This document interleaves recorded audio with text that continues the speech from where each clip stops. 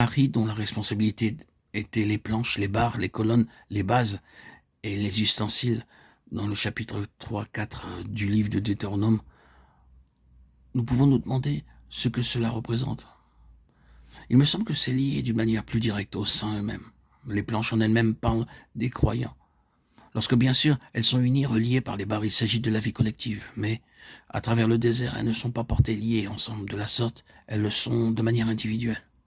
Ce n'est pas une contradiction en vérité, mais simplement un autre point de vue. Merari devait prendre soin des planches, mais de chaque planche. Et un problème important surviendrait si au moment où le témoignage de l'Éternel arrivait à un certain endroit et devait y être installé, une planche était manquante. Si vous transposez tout ceci au Seigneur Jésus et voyez comment, avant l'Église, il a personnellement incarné toute la vérité, vous trouvez un moyen très simple et utile pour comprendre la vérité de l'Église. Prenez un verset comme celui de Jean 17:12. J'ai gardé ce que tu m'as donné, et aucun d'eux ne s'est perdu sinon le fils de la perdition, afin que l'écriture soit accomplie. Mais Merari n'a perdu aucune planche en chemin. Ici, nous avons une charge, une responsabilité pour que le peuple du Seigneur prenne soin des uns des autres. Il est très facile d'obtenir le grand déploiement de doctrines, de vérités, de formidables généralités et d'oublier que la mise en pratique s'effectue au niveau individuel. Il faut prendre soin de chaque membre individuellement, de sorte que ce que chacun représente pour le Seigneur ne soit pas perdu. Si par quelque moyen cela peut être préservé, tout doit être mis en œuvre pour garder chacun indemne à sa place. Nous trouvons une merveilleuse révélation de ceci dans les épîtres de Paul. Il était réellement l'Église en esprit. Et quelle attention il portait tant aux individus qu'à l'Église entière. Regardez ces listes de noms qu'il annexe à ces lettres. Lisez la fin de la lettre aux Romains et remarquez tous les noms personnels. S'occuper des planches consiste en cela. C'est le véritable ministère lévitique. Nous chutons beaucoup sur ce point.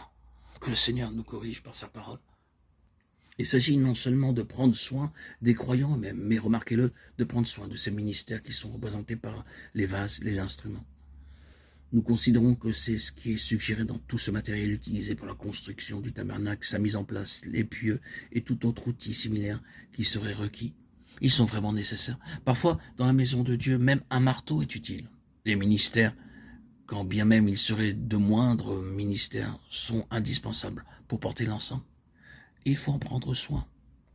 Je suis heureux que les barres soient aussi bien citées que les planches. Les barres sont les éléments qui unissent l'ensemble.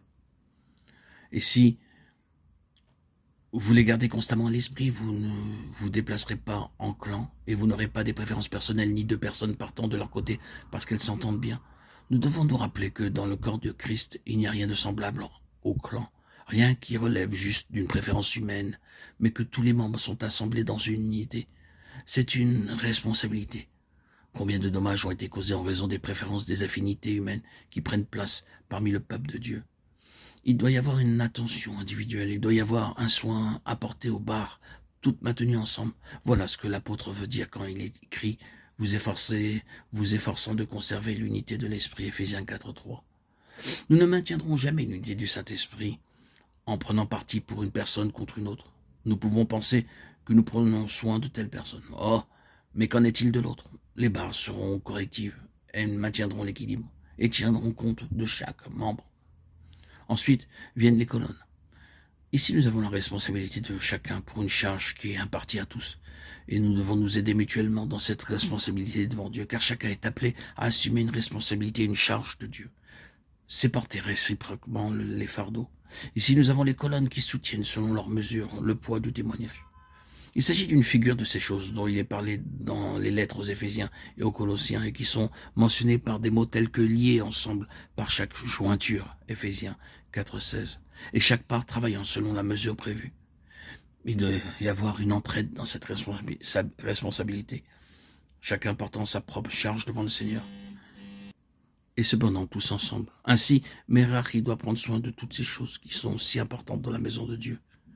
Il y a une abondante richesse dans ces 2 chapitres du livre de Deutéronome 3 et 4, et en particulier du livre des Nombres, chapitres 3 et 4 de même.